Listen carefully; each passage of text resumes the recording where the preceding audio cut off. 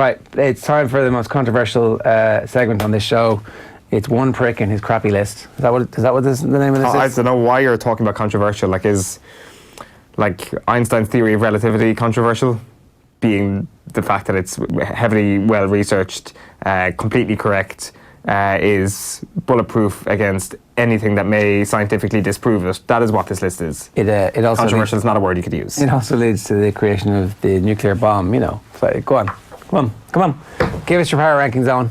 Let's bring up the start of our power rankings. We've got movements here this week. So there's non-movers from New York in 33 all the way up to Sligo in 28. We'll forget about them for the time being. The biggest droppers this week, Limerick at 27. The people you've been beating the drum for over the past couple of weeks, sure, lo and behold, succumb to a defeat against Cork, which is becoming of a team ranked around 27th in the country. They could drop further, and in fact I would expect them to drop further. They're down 3 places after their 3-18 to 6-point defeat against Cork. As a result of that, we've got 2 risers. Wicklow and Waterford have both leapfrogged them, and Carlow, if you move on to number 24, have also gone up, allowing for Limerick's 3-point drop. Now we've got non-movers again at 23 all the way through to 18, as we can see. Tipperary, Offaly, Louth, Longford, Derry and Down. Clare have dropped 1 place to 17 after their defeat to Kerry. It wasn't really as a result of that defeat to Kerry. It's more because we've got another riser coming up in the next page. Westmeath also down 1,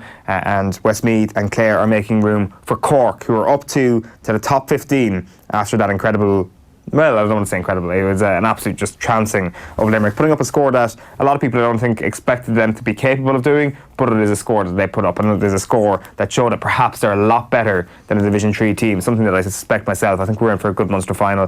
Laois on mover at 14, Fermanagh down 1 at 13, and then Kildare make their move up 1 to 12 after their win against Longford. Not amazing Kildare, I think it's fair to say, but amazing enough for them to leapfrog Fermanagh. Fermanagh, I must say, are actually just down 1. They obviously lost to Donegal in fairly unimpressive fashion in their game in Ulster. I've kept Armagh at 11, Meath at 10 and Cavan at 9 in the same order. Cavan obviously and Armagh drew. You suggested last week that Armagh should be ahead of Meath. I presume your opinion hasn't changed that much as a result of the draw against Cavan. I just think Meath's win over Carlow in their last match in Leinster was very impressive. I just think that the score that they put up in that game, the ease with which they coasted through the next round of Leinster was extremely impressive, and I'll be very, very interested now to see what lies ahead for this Meath team. Cavan and Armagh should be level this week. So what, do you drop Cavan down to 10? Or do you drop Armagh, or do you bring Armagh up to 10? I bring Armagh up to join 9th.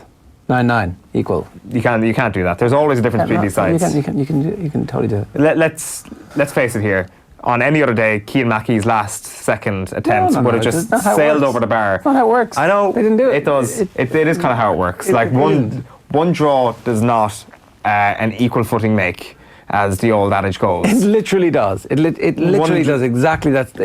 In the knockout situation of the Ulster Football Championship, a draw after extra time means a replay, means they're level now in the power rankings. You really have no concept of what a power ranking is. You're basically saying one draw means that teams are the same. Armagh, one draw, one occasion. Are the same right now. Right now, this week, before they play again next week, they're the same. Not like... And one is ahead of Meath and one is behind Meath. One of them beat a Division 1 team in the Ulster Football Championship this year. One of them just drew with a Division 1 team. Beat Meath beat non-Division Carlow 1 team. Or Meath, whoever they beat. Who was it? Was it Carlow? It was Carlow, but they trounced them. Okay. They trounced them. It was such a good performance for me that day. This is nothing against Meath. It's just against your crappy way of working these out. Well, they're fully correct. We're going to move on to the last page, and there might be controversy here. We've got non-movers at 8, which is Roscommon. Monaghan staying put at 7. Donegal set at 6. Galway at 5. Mayo at 4. And by default, really, we've got Tyrone at number 2 because Kerry have dropped down to number 3 after an extremely unimpressive win against Clare. Really, this whole thing is pointless. All you've got is Dublin at number 1, who are not going to be beaten for Sam Maguire this year. It might be even easier than last year, but hey, we've got to do this. We've got to put somebody in at number 2. Congratulations, Tyrone. You're the best team that's not going to win the All-Ireland this year. Mayo way too high, and yara. Come on, how many countless years have there been a struggle against Limerick, Limerick almost beat Kerry, and then Kerry come out and blitz team in the next round. Like, Kerry are... What year are you talking about here? What year are you talking about? All the way back to the 1990s. Exactly. And what wasn't happening in the 1990s? Dublin weren't utilising their resources to the maximum of their potential. They didn't have one of the all-time great teams. Still be second. I'm not sure about that. I think I think it's a very good comparison comparing Tyrone's performances in Ulster, given the opposition that they've come up against, because they played Derry and Antrim, to Kerry coming up against Clare.